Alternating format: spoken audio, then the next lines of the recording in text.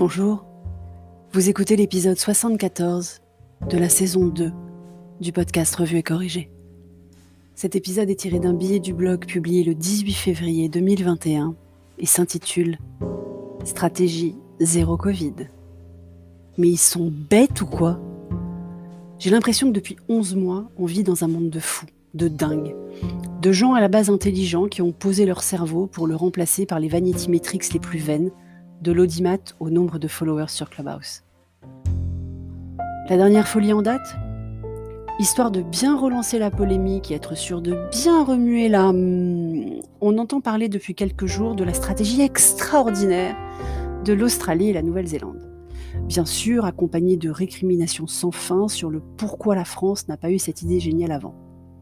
Au point que Petit Dom, devant Quotidien, lundi soir, affirme du haut de ses 9 ans et demi que ça ne le dérangerait pas de se confiner pour vivre normalement ensuite.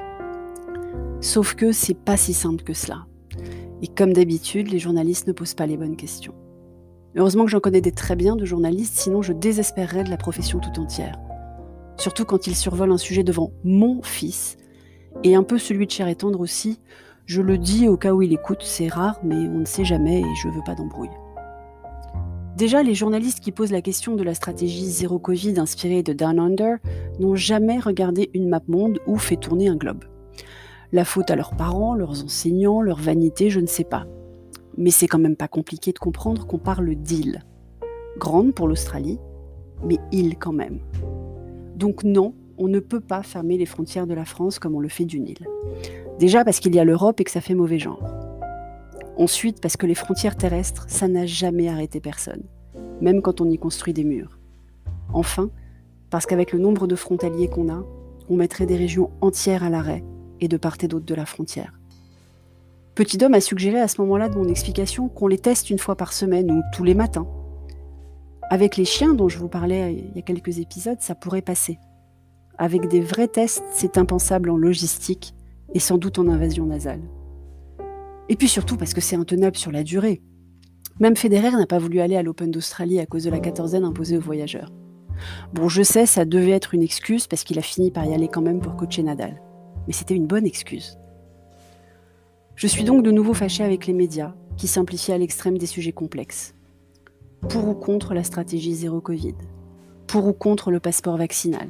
Alors que je vous rappelle qu'on ne sait toujours pas si on peut transmettre le virus une fois vacciné. Pour ou contre le gouvernement, pour qui chaque décision devient un référendum populaire à la limite de la motion de censure. Pour ou contre telle ou telle phrase de tel ou tel ministre, sortie de son contexte, histoire de bien attiser les foules. On vit la même chose sur les réseaux sociaux, Clubhouse en tête d'ailleurs.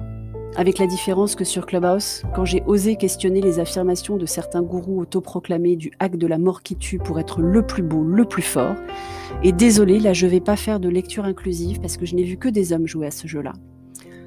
Bref, quand j'ai osé questionner, j'ai été assez incérémonieusement rebasculée dans l'audience silencieuse. Their loss. Mais assez révélateur de la philosophie ambiante de « si tu n'es pas avec moi, tu es contre moi ». Le degré zéro de la pensée critique, donc. Je savais bien qu'il y avait un zéro quelque part qui valait la peine d'être mentionné. Merci de m'avoir écouté. Si vous écoutez sur Apple, surtout laissez un commentaire avec vos 5 étoiles. Et sur toutes les plateformes de balado-diffusion, abonnez-vous et partagez. À bientôt.